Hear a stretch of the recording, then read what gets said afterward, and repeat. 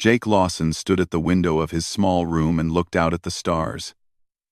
He had been on Station Varus 7 for 3 days now. But the view still made his heart beat faster. Earth was somewhere out there. Millions of miles away. A tiny blue dot he could no longer see. He was the first human to ever attend the Galactic Academy, and the weight of that responsibility sat heavy on his shoulders. The station was enormous. It floated in space like a giant metal flower, with long arms stretching out in all directions. Each arm held classrooms, living areas, and training facilities. Over 40 different species lived and studied here together. Some had scales, some had wings, some had no solid form at all. And now, there was one human among them. Jake was 19 years old. He had brown hair, average height, and a face that his mother always said was too serious for someone so young. Back on Earth, he had been a good student, but not exceptional. He was chosen for this program not because he was the smartest or the strongest, but because the selection committee said he had something more important. They said he could adapt. They said he stayed calm when others panicked. They said he could represent humanity well. He hoped they were right. A soft chime sounded at his door. Jake turned away from the window and pressed the button to open it. Standing outside was Chirik, his assigned guide. She was a Valorian, which meant she looked something like a giant insect standing upright. She had 4 arms, large compound eyes that shimmered with green and gold, and wings folded against her back that she rarely used inside the station. Her voice came from a translator device around her neck, since her natural sounds were clicks and whistles that human ears could not understand. "Good morning, Jake Lawson," she said. "Are you ready for your first day of classes?" Jake nodded and picked up his bag. It held a tablet, some water, and a few nutrition bars. The academy provided food, but most of it was designed for species that did not have human digestive systems. He had learned that lesson painfully on his second day. As they walked through the curved corridors of the station, other students passed them. Most gave Jake curious looks. A few stopped to stare openly. He was used to it by now. Humans were new to the galactic community. The Galactic Concord, the alliance of spacefaring species, had only granted humanity provisional membership 2 years ago. Most of the galaxy still did not know what to make of them. "The others will have many questions," Chirik said. "Some may be rude. I apologize in advance." "It's okay," Jake said. "I expected it." Chirik made a soft clicking sound that her translator did not convert. Jake had started to recognize it as her way of showing concern. "You must understand," she said carefully, "that humans have a certain reputation." "What kind of reputation?" She walked in silence for a moment. "Your species is considered fragile," she finally said. "You have no natural armor, no claws, no venom. Your senses are limited compared to most species. You cannot see in the dark. You cannot hear high frequencies. You cannot smell danger approaching." She paused. "Many here believe you were granted membership in the Concord, out of pity." Jake felt a flash of anger but pushed it down. Getting upset would not help. "What do you believe?" he asked. Chirik's compound eyes turned toward him. "I believe that any species that survived on a planet like Earth must have some quality that is not immediately obvious. Your world is classified as a Class 4 death world, after all." "A death world?" "Yes. High gravity. Extreme temperature variations. Dangerous predators. Toxic plants. Unpredictable weather patterns." She made another clicking sound. "Most species would not survive there. Yet your kind not only survived but spread to every corner of the planet. That suggests you have strengths that others do not see." Jake thought about that as they walked. On Earth, humans did not think of themselves as particularly tough. They built houses to escape the weather, cooked food to make it safe, and created weapons because their bodies alone were not enough. But maybe that was the point. Maybe survival through adaptation was its own kind of strength. They reached the main academic building, and Chirik led him to his first class. It was a large circular room, with seats arranged in rising rows around a central stage. About 40 students were already there. Jake saw Dravathi with their 4 arms, Sorthan with their scaled skin and cold eyes, Keth that looked like floating blobs of blue gel, and many others he did not recognize. Every eye in the room turned to look at him when he entered. Jake kept his face calm and walked to an empty seat near the back. He could hear whispers in a dozen different languages. His translator caught some of them. "That's the human? So small, so soft. I heard they can't even breathe underwater. How did they ever reach space?" He sat down and placed his bag at his feet. Chirik took the seat next to him, which he appreciated. Having at least one ally made the staring easier to handle. The professor entered. He was a large Sorthan, covered in gray scales with a long scar running down one side of his face. His eyes were yellow with slit pupils, and when he spoke, his voice was deep and rough. "I am Professor Velnar," he said. "This is Introduction to Galactic Civilizations. You will learn the history, culture, and biology of the major species in the Concord." His yellow eyes swept across the room and stopped on Jake. "Including, it seems, our newest provisional members." Jake met his gaze and did not look away. The professor stared at him for a long moment, then made a sound that might have been a laugh. "Welcome to the academy, human," he said. "Try not to die." Some students laughed, others looked uncomfortable. Jake just nodded once and said nothing. The class went on for 2 hours. Professor Velnar talked about the founding of the Galactic Concord, the wars that had come before it, and the principles that held it together. Jake took careful notes on his tablet and tried to absorb as much as he could. Most of it was new to him. Earth's records of galactic history were limited.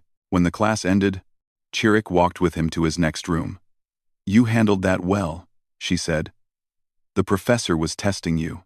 "I know," Jake said.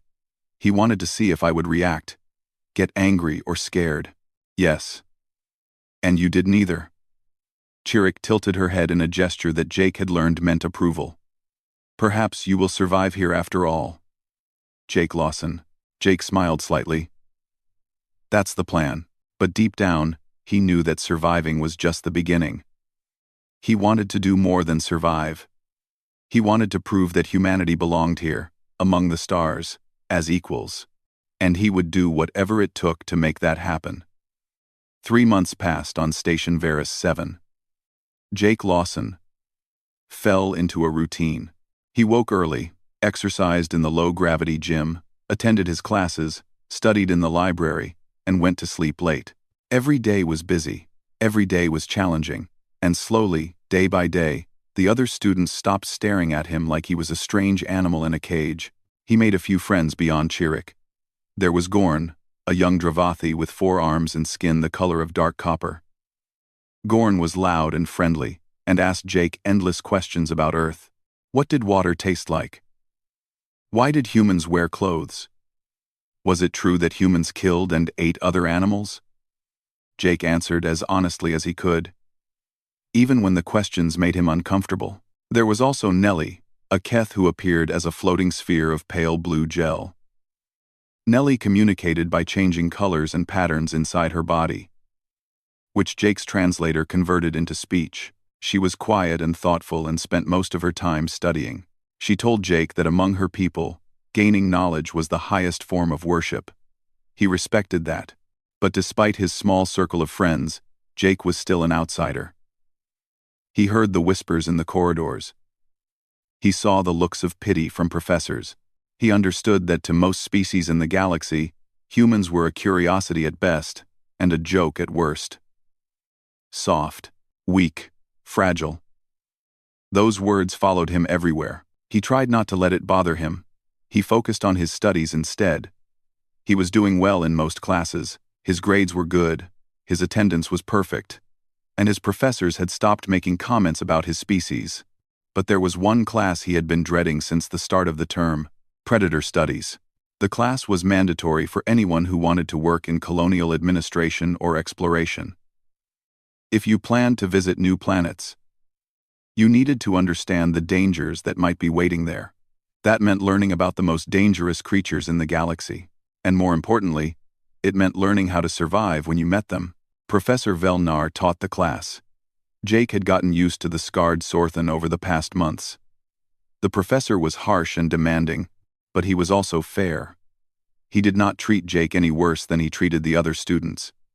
He expected excellence from everyone. The classroom for predator studies was different from the others. It was built like an amphitheater, with rows of seats rising up around a large open area in the center. The walls were reinforced with thick metal. There were emergency exits at multiple points, and in the middle of the room, there was a containment platform surrounded by energy fields. Jake took his usual seat near the back. Chirrut sat beside him, her compound eyes reflecting the bright lights. Gorn was a few rows down, his forearms folded across his chest.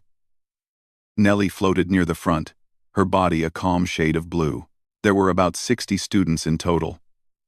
They represented over a dozen species. Some were large and covered in armor. Others were small and quick. A few, like Nellie, had no solid form at all. And then there was Jake, soft, small, human. Professor Velnar entered the room, and everyone went quiet. He walked to the center platform and turned to face the class. His yellow eyes swept across the seats. "Today," he said, "we move beyond theory." A murmur ran through the students.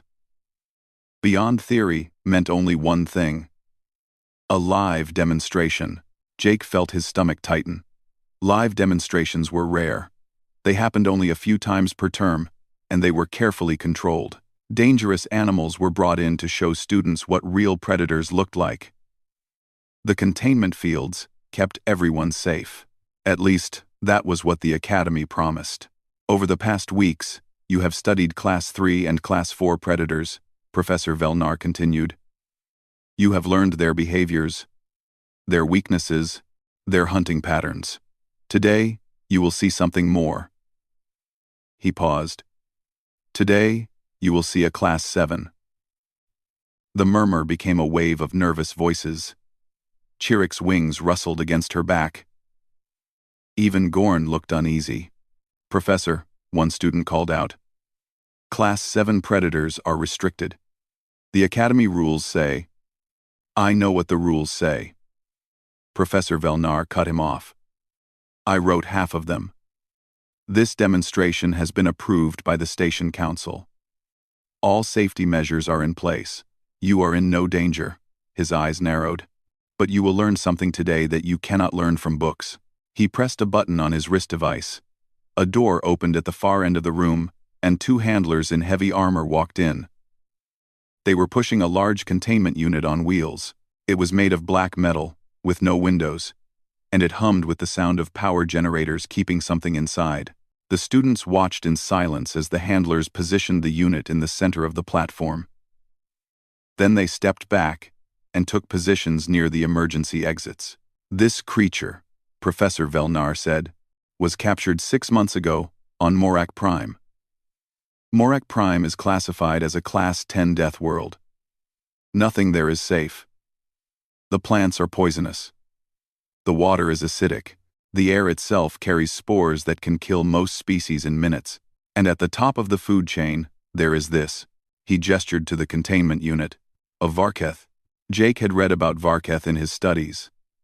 The files had called them one of the most perfect predators in known space. They had evolved to hunt and kill everything on their planet. They had no natural enemies. They showed no fear. They never retreated.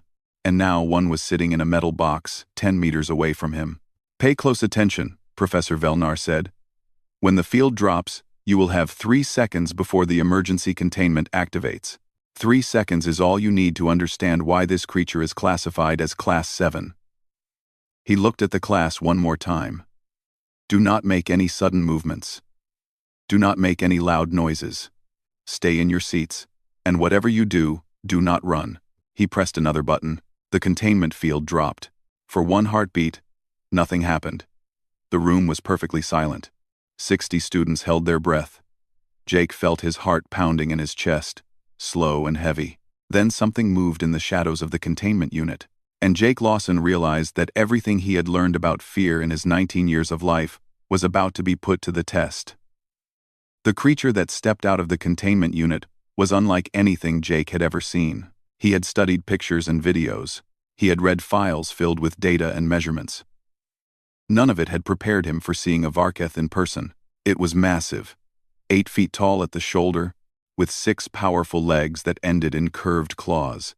Each leg was as thick as a tree trunk, covered in dark plates of natural bone armor. The armor continued up its body, overlapping like scales, leaving no soft spots visible.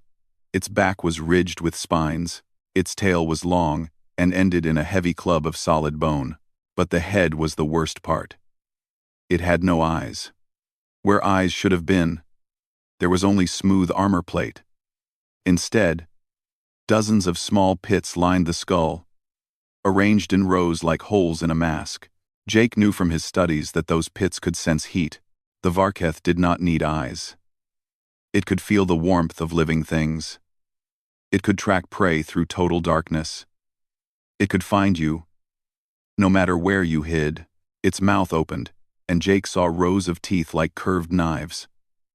2 large mandibles extended from the sides of its jaw, each one long enough to wrap around a human body and cut it in half. The mandibles clicked together slowly, making a sound like bones breaking. The room had gone completely silent. 60 students sat frozen in their seats. Even the professor stood motionless behind his reinforced barrier. The only sound was the soft clicking of the Varketh's mandibles and the low hum of the emergency containment systems powering up. The creature took 1 step forward, then another. Its claws scraped against the metal floor with a sound that made Jake's teeth hurt. Its head moved slowly from side to side, and Jake understood that it was scanning the room. It was feeling the heat of every body present. It was cataloging them. It was deciding which one to kill first. Jake tried to control his breathing. His heart was beating so fast that he could feel it in his throat. Every instinct in his body was screaming at him to run, to hide, to get away from this thing as fast as possible. But he remembered the professor's words. Do not run. Running was the worst thing you could do. Running made you prey. The Varketh continued to scan the room. Its head paused on a group of Sorthan students near the front. They were cold-blooded, like the professor. Their body heat was lower than most species. The Varketh seemed to consider them for a moment, then moved on. It paused again near Nellie and the other Keth students. But Nellie had no real body heat at all. She was a being of living gel, held together by chemical bonds rather than warmth. The Varketh's pits could not sense her clearly. It moved on. Then its head turned toward the back of the room, toward Jake. He felt it the moment the creature's attention fixed on him. It was like a physical weight pressing against his chest. The Varketh went completely still. Its mandibles stopped clicking, its body tensed, all 6 legs digging into the floor. Jake understood immediately why it had chosen him. He was warm-blooded. Humans ran hot compared to most species. His body temperature was almost 37 degrees, much higher than the cold-blooded Sorthan or the room temperature Valorians. To the Varketh's heat pits, he must have glowed like a fire in a dark room, but it was more than that. Jake was also smaller than most of the other students. He had no armor, no claws, no obvious weapons. To a predator's instincts, he looked like easy prey. He looked like food. The Varketh took a step toward him. Remain calm. Professor Velnar's voice came through the room's speakers. The emergency containment will activate in 2 seconds. 2 seconds. Jake had been in bad situations before. He had grown up in a rough neighborhood on Earth. He had been in fights. He had faced bullies and criminals, and once, a man with a knife who tried to rob him on his way home from school. But nothing in his life had prepared him for this. The Varketh took another step. It was faster now. Its body lowered into a hunting crouch. The spines on its back rose like the hackles of an angry dog. 1 second. The creature's muscles bunched under its armor. Jake could see it preparing to leap. 10 meters of distance. It could cover that in less than a second. The emergency containment would not activate in time. The Varketh charged. It moved so fast that Jake's eyes could barely follow it. One moment it was on the platform. The next it was in the air, all 6 legs extended, mandibles spread wide, coming straight at him like death itself. Students screamed. Chirruk's wings snapped open in panic. Gorn tried to stand but tripped over his own feet. Chaos erupted across the room as 60 beings tried to escape at once. But Jake did not move. He did not move because something strange had happened in his mind. In that fraction of a second, as the Varketh flew toward him, a switch had flipped somewhere deep in his brain. The fear was still there. He could feel it in his chest. Cold and sharp. But it was no longer in control. Something older had taken over. Something that came from 100,000 years of human survival. His ancestors had faced predators before. Lions on the African plains. Wolves in the forests of Europe. Bears in the mountains of Asia. They had not always run. Sometimes running was death. Sometimes the only way to survive was to stand your ground and make the predator think twice. Jake did not make a conscious decision. His body moved on its own. He stood up from his seat. He stepped forward, toward the charging Varketh. And he opened his mouth. The sound that came out was not a scream of fear. It was something deeper, something primal, a roar that came from his gut, from his diaphragm, from somewhere ancient and savage that modern humans had almost forgotten existed. He threw his arms wide. He made himself as big as possible, and he stared directly at the place where the Varketh's eyes would have been, even though it had no eyes to meet. The Varketh was 2 meters away when its charge began to falter. The Varketh's claws hit the floor less than 2 meters from where Jake stood. The impact shook the ground beneath his feet. He could feel the vibration running up through his legs. He could smell the creature now. A thick scent, like wet earth and old blood. Its mandibles were close enough that he could see the individual serrations on their edges. Each one designed to cut through flesh and bone, but the charge had stopped. Jake kept roaring. The sound tore at his throat, rough and wild. He did not know where it came from.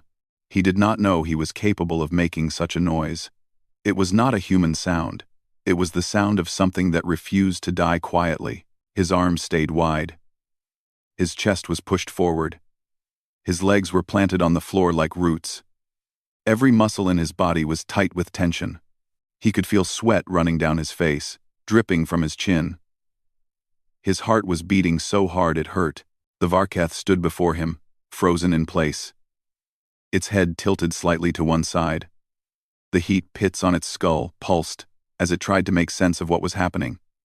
In all its evolutionary history, prey had never acted like this. Prey ran.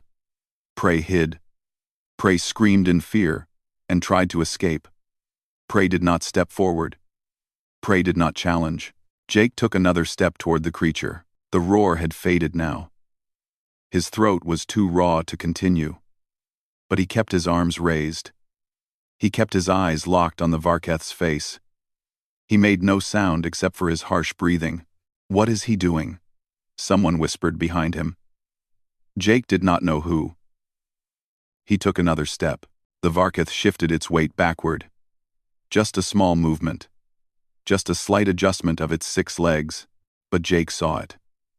The creature was uncertain. For perhaps the first time in its existence, it had encountered something it did not understand. Professor Velnar's voice came through the speakers again. "Security teams, hold position. Do not intervene." There was something strange in his tone. Not fear. Not anger. Something that might have been curiosity. Jake was close enough to touch the Varketh now. He could have reached out and put his hand on its armored head. He did not. That would have been stupid. But he did not back away either. He stood his ground, breathing hard, staring at the predator that should have killed him by now. The Varketh's mandibles clicked together once. Twice. A low sound came from somewhere deep in its chest. A rumble that Jake felt more than heard. It was not a growl. It was not a threat. It was something else. Confusion, maybe, or acknowledgement. Then, slowly, the creature lowered its head. It was a small gesture. Just a slight dip of that massive, eyeless skull. But Jake understood what it meant. In the language of predators, a language older than words, The Varketh was backing down. It was accepting that this strange, small, soft creature was not prey. Jake did not move. He waited. The Varketh turned. Its movements were slow and careful, not the explosive speed it had shown before. It walked back toward the containment unit on the platform, its claws clicking against the floor with each step. When it reached the unit, it stepped inside and lay down, curling its body into the dark space. The emergency containment field activated with a hum of energy. The metal door slid shut. And just like that, it was over. Jake's legs gave out. He sat down hard on the floor, his back against the row of seats behind him. His whole body was shaking now, the adrenaline that had kept him standing finally releasing its grip. His hands trembled, his vision blurred at the edges. He thought he might throw up. Chirik was beside him in an instant, her 4 arms wrapped around him, supporting him, keeping him from falling over completely. "Jake," she said. "Jake, can you hear me? Are you hurt?" He shook his head. He could not speak. His throat was too raw, and his mind was too empty.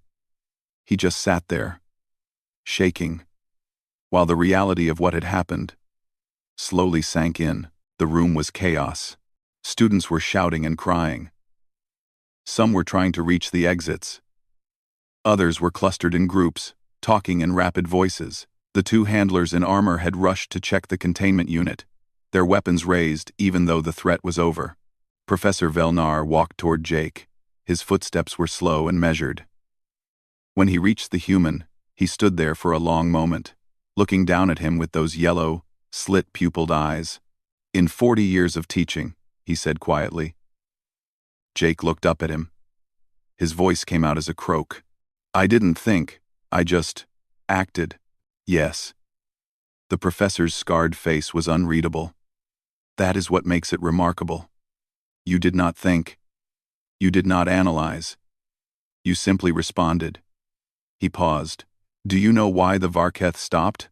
Jake shook his head. "Because you confused it," Professor Velnar said. "The Varketh is a perfect hunter. It has evolved to kill anything that runs from it. Its instincts are simple. If something flees, it is prey. Chase it. Kill it.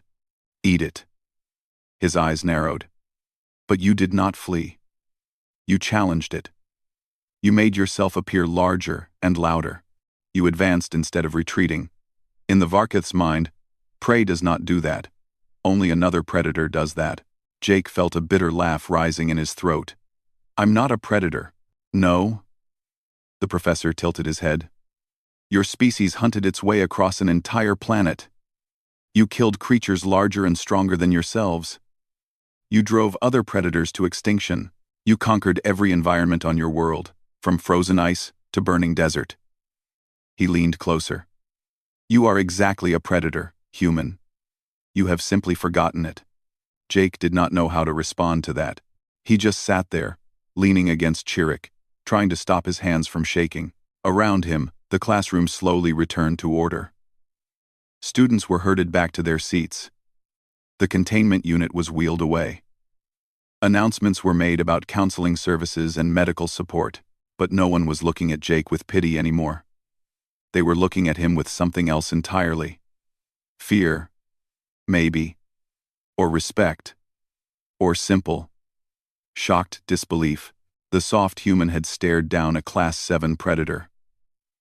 And the predator had backed down first. The news spread through Station Varus 7 within hours. By the end of the day, everyone knew what had happened in the Predator Studies classroom. By the end of the week, the story had reached other stations across the sector. By the end of the month, it had traveled to the farthest edges of galactic Concord space. They called it the standoff. The day a human made a Varketh back down. Jake tried to avoid the attention, but it was impossible. Everywhere he went, students stopped to look at him. Some approached to ask questions. Others kept their distance, watching him with new eyes. He was no longer the soft, fragile human who needed protection. He was something else now, something they did not quite understand. The Academy's medical team examined him thoroughly after the incident. They found nothing unusual. His heart rate had returned to normal.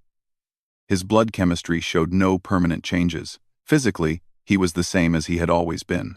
But the doctors kept looking at their readings with confused expressions, as if the data should have shown something different. "There must be an explanation," one of them said. "Some biological response we haven't documented. Some chemical in your blood that made you react that way." Jake shrugged. "Maybe. Or maybe I was just scared and refused to die." The doctor had no answer for that. A few days after the incident, Professor Velnar called Jake to his office. It was a small room filled with artifacts from the professor's travels. Skulls of creatures Jake could not identify, weapons from species long extinct, maps of worlds that had never been explored. The Sorthan sat behind a heavy desk, his yellow eyes fixed on the human standing before him. "Sit down," he said. Jake sat. "I have been teaching for 40 years, the professor said slowly.